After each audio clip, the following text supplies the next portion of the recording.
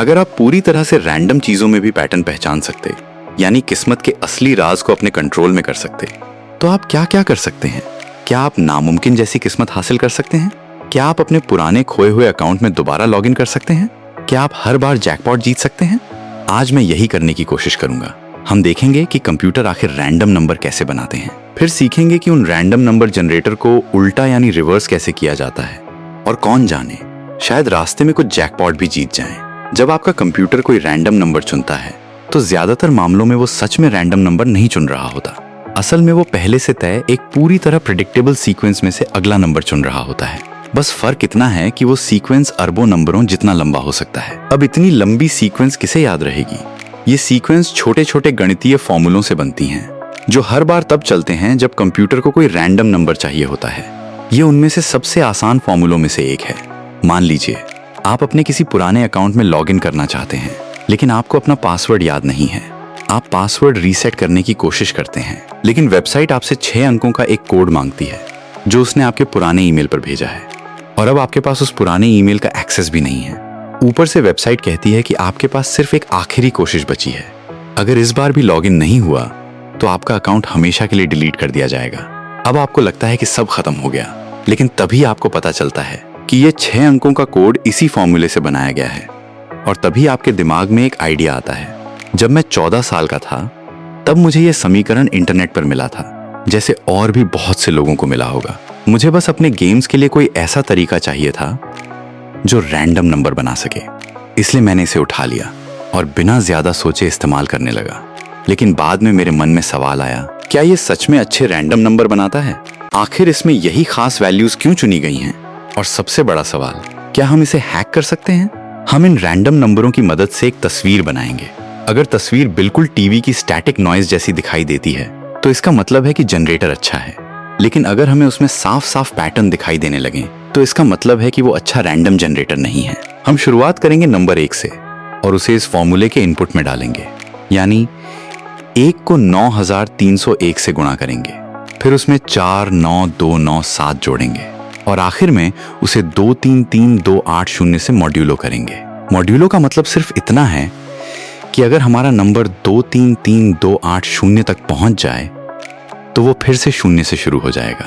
मुझे इसे ऐसे समझना पसंद है जैसे एस्ट्रॉइड्स गेम में, जहां कोई चीज स्क्रीन से बाहर निकलती है तो दूसरी तरफ वापस दिखाई देने लगती है।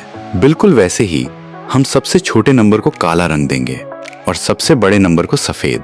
अब हम अपने पहले रैंडम नंबर को एक ग्रे स्क्वायर के रूप में देख सकते हैं, लेकिन अकेला ग्रे स्क्वायर थोड़ा उदास लग रहा है। इसलिए अगला रैंडम नंबर बनाने के लिए हम पिछले नंबर को फिर से उसी फॉर्मूले में डाल देंगे, बोप, बूप, बीप। इस बार हमारा नंबर मॉड्यूलस की सीमा को 2000 से भी ज्यादा बार पार कर जाता है, लेकिन आखिर में हमारे पास जो संख्या बचती है वो है 127215। अब हम यही प्रक्रिया फिर से करेंगे, फिर दोबारा और फिर दोबारा। इस तरह हमें वे सभी नंबर मिल जाते हैं जो ये रैंडम नंबर जनरेटर दोहराने से पहले बना सकता है। जैसा कि आप देख सकते हैं, पहली नजर में इसमें कोई साफ पैटर्न दिखाई नहीं देता। इतने साधारण फॉर्मूले के लिए ये वाकई काफी प्रभावशाली है, लेकिन इसका मतलब ये नहीं है कि इसमें बिल्कुल भी पैटर्न नहीं है, क्योंकि अगर मैं इन्हीं नंबरों को किसी अलग ग्रिड साइज में दिखाऊं तो अचानक कुछ सीधी रेखाएं दिखाई देने लगती हैं। फिर भी इतना आसान फॉर्मूला होने के बावजूद ये बुरा नहीं है। इस तरह के रैंडम नंबर जनरेटर को लाइनियर कॉन्ग्रुएंशियल जनरेटर कहा जाता है। कॉन्ग्रुएंशियल क्या अजीब सा शब्द है, और सिर्फ ये दिखाने के लिए कि इन खास संख्याओं का चुनाव कितना जरूरी है। अगर मैं पहले नंबर में सिर्फ 1 जोड़ दूं तो देखिए पूरा पैटर्न कितना दोहराव वाला हो जाता है। अगर हमें ऐसे नंबर ढूंढने हो जो अच्छे रैंडम नंबर जनरेटर बना सकें तो हम हल-डोबल थ्योरम के 3 नियमों का पालन कर सकते हैं। इसलिए मैंने एक प्रोग्राम लिखा जो ऐसे नंबर ढूंढ सके, और अब हमारे पास एक रैंडम नंबर जनरेटर बनाने वाला जनरेटर है। थोड़ा मजेदार है ना?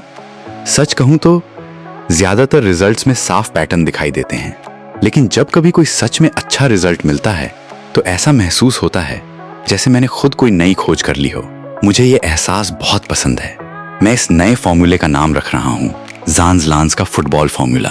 अगर चाहो तो इसे अपने प्रोजेक्ट्स में इस्तेमाल कर सकते हो, लेकिन सच कहें तो अच्छे रैंडम नंबर जनरेटर के लिए पहले से साबित किए गए अच्छे नंबर ही चुनने चाहिए। और यकीन मानिए फुटबॉल फॉर्मूला उनमें शामिल नहीं है, लेकिन अभी के लिए इसी का इस्तेमाल करते हैं। असल में क्यों ना इसे हैक ही कर लिया जाए। चलो इसका एक रिवर्स फंक्शन बनाते हैं जो पूरी रैंडम प्रक्रिया को उल्टा कर सके। सामान्य परिस्थितियों में पिछली वैल्यू निकालना बहुत आसान होता, बस ऑफसेट घटाओ और फिर मल्टीप्लायर से भाग दे दो।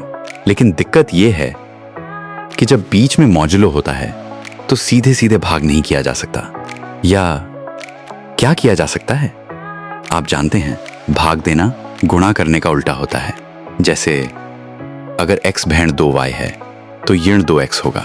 लेकिन जब नंबर एक मॉड्यूलो के अंदर घूम रहे हो तो ये तरीका काम नहीं करता।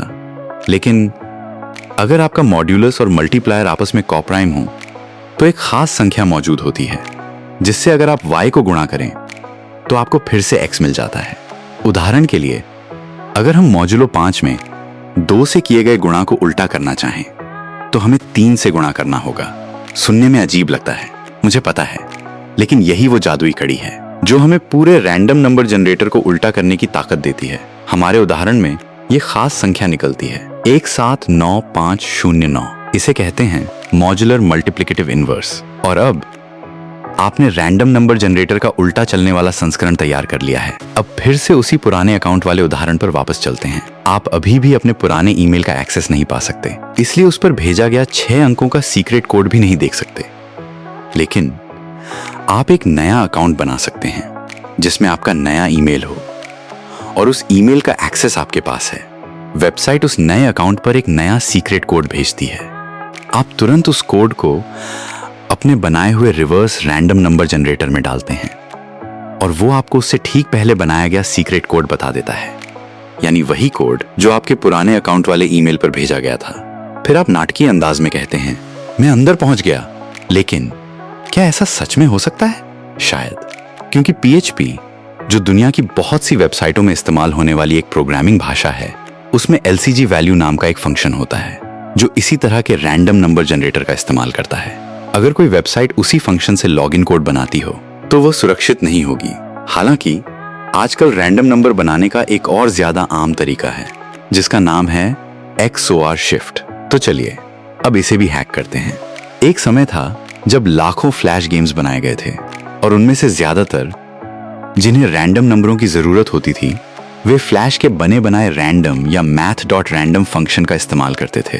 और हमेशा की तरह इसका मतलब ये भी था कि उन्हें हैक किया जा सकता था, बिना गेम का कोड बदले, बिना डिबगर इस्तेमाल किए और बिना चीट इंजन के। फ्लैश के रैंडम नंबर जनरेटर को कई तरीकों से बदला और एक्सप्लॉइट किया जा सकता था। अब देखते हैं कि XOR shift random number generator क्या पहले वाले जनरेटर से बेहतर है? और सबसे बड़ा सवाल, इसे उल्टा यानी रिवर्स कैसे किया जाए? XOR और शिफ्ट दोनों ही ऐसी चीजें हैं जो सीधे कंप्यूटर के 0 और 1 पर काम करती हैं। इसलिए हम अपने सामान्य नंबर को पहले बाइनरी यानी बाइनरी में बदलेंगे, लेकिन 0 और 1 दिखाने की बजाय मैं उन्हें काले और सफेद छोटे छोटे बॉक्स के रूप में दिखाऊंगा। अब देखते हैं ये कोड आखिर करता क्या है। ये हमारे इनपुट नंबर की 2 कॉपियां बनाता है, लेकिन उनमें से एक कॉपी को 13 जगह बाईं ओर शिफ्ट कर देता है। फिर इन दोनों को XOR ऑपरेशन से जोड़ देता है और इसका रिजल्ट कुछ ऐसा दिखाई देता है। यही है XOR ऑपरेशन यानी एक्सक्लूसिव OR। इसमें आउटपुट तभी सफेद होता है जब दोनों इनपुट अलग अलग हों। अगर दोनों सफेद हों या दोनों काले हों तो आउटपुट काला ही रहता है। अगर आपने कभी किसी ड्राइंग प्रोग्राम में डिफरेंस या इन्वर्ट ब्लेंड मोड इस्तेमाल किया हो तो ये कुछ वैसा ही है। और हाँ, उसके साथ खेलना हमेशा मजेदार होता है। तो इस लाइन का काम बस इतना ही है, शिफ्ट करना और फिर XOR करना। लेकिन पूरा एल्गोरिदम यहीं खत्म नहीं होता। इसके बाद यही प्रक्रिया 2 बार और होती है। दूसरी बार रिजल्ट को 17 जगह दाईं ओर शिफ्ट किया जाता है और तीसरी बार उसे 5 जगह बाईं ओर शिफ्ट किया जाता है।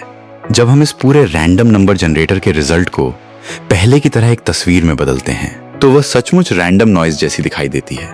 और क्योंकि कंप्यूटर 0 और 1 के साथ काम करने में बेहद तेज होते हैं, इसलिए यह एल्गोरिदम लाइनियर कॉन्ग्रुएंशियल जनरेटर से भी तेज चलता है।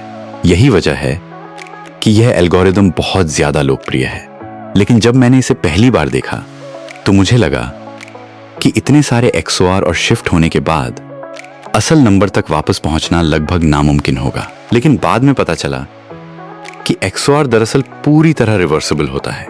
अगर आपने किसी चीज को किसी दूसरी चीज के साथ XOR किया है तो उसी चीज के साथ दोबारा XOR करके आप मूल वैल्यू वापस पा सकते हैं। कमाल है ना? लेकिन हमारे मामले में इससे क्या फायदा होगा?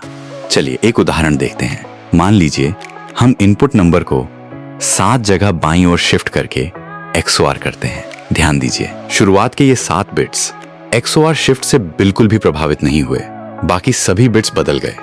अब अगर हम इन्हीं 7 बिट्स का इस्तेमाल करके फिर से XOR शिफ्ट करें तो कम से कम अगले 7 बिट्स को उनकी असली स्थिति में वापस ला सकते हैं। और अब जब वे भी सही हो गए तो उन्हीं की मदद से अगले 7 बिट्स को भी ठीक किया जा सकता है। फिर वही प्रक्रिया दोहराई जाती है, बार बार और बार बार, जब तक पूरा XOR शिफ्ट पूरी तरह उल्टा नहीं हो जाता। यानी ये पूरी प्रक्रिया वास्तव में पूरी तरह रिवर्सिबल है। वाह! इसे करने के 2 बराबर तरीके हैं। पहला तरीका, आखिरी रिजल्ट को हर बार 7 बिट्स के अंतर से XOR शिफ्ट करना। दूसरा तरीका, हर बार पिछली स्थिति को पहले से दोगुनी दूरी तक XOR शिफ्ट करना। दोनों तरीकों का नतीजा बिल्कुल एक जैसा आता है और आखिर में हमें फिर से वही मूल नंबर मिल जाता है। तो ये रहा हमारा असली रैंडम नंबर जनरेटर और ये रहा उसका पूरा इन्वर्स फंक्शन। लेकिन ये तो सिर्फ XOR शिफ्ट 32 था। इसके अलावा XOR shift 64, XOR shift 128, XOR shift star, XOR shift plus, XOR shift plus, XOR shero, XOR shero और भी न जाने कितने अलग अलग संस्करण मौजूद हैं। मैंने जो तकनीकें अभी दिखाई वे इनमें से कई जनरेटर को रिवर्स करने में काम आती हैं। लेकिन हर नया जनरेटर अपने आप में एक नई पहेली होता है जिसे अलग तरीके से हल करना पड़ता है। उदाहरण के लिए जावास्क्रिप्ट XOR शिफ्ट 128 का इस्तेमाल करता है और हाँ, इसे भी रिवर्स किया जा सकता है। इसके लिए या तो आप Z3 नाम का एक फ्रेमवर्क इस्तेमाल कर सकते हैं। इसमें आप बस अपने कोड के जरिए समस्या बताते हैं और फिर Z खुद पूरी संभावनाओं में खोज करके उसका हल निकालता है। इसके शानदार प्रदर्शन के लिए WN फंक्शन को विशेष धन्यवाद। या फिर आप इसका इन्वर्स फंक्शन खुद हाथ से भी लिख सकते हैं, जैसा कि स्कॉट कंटिनी ने कुछ महीने पहले बताया था। दूसरी तरफ माइनक्राफ्ट XOR शीरो 128 का इस्तेमाल करता है और आज भी लोग उसे रिवर्स करने की कोशिश कर रहे हैं, लेकिन ये उससे कहीं ज्यादा कठिन समस्या है। अब सवाल ये है कि फ्लैश प्लेयर आखिर रैंडम नंबर बनाने के लिए कौन सा तरीका इस्तेमाल करता था? अगर हम उसे रिवर्स कर सकें तो शायद फ्लैश गेम्स की स्पीड रनिंग बदल सकती है या फिर पुराने फ्लैश गेम्स के बहुत ही दुर्लभ हिस्सों का पता लगाया जा सकता है। फ्लैश सबसे पहले एक लाइनियर फीडबैक शिफ्ट रजिस्टर का इस्तेमाल करके एक सीड नंबर को रैंडम बनाता है। उसके बाद वो XOR शिफ्ट और सबट्रैक्ट शिफ्ट का मिश्रण करता है। फिर कुछ ऐसा करता है जो हमारे पहले वाले लाइनियर कॉन्ग्रुएंशियल जनरेटर जैसा होता है, लेकिन उसमें पॉलिनोमियल का इस्तेमाल होता है। ठीक है। और फिर एक बार फिर XOR शिफ्ट और सबट्रैक्ट शिफ्ट जैसी प्रक्रिया। क्यों नहीं?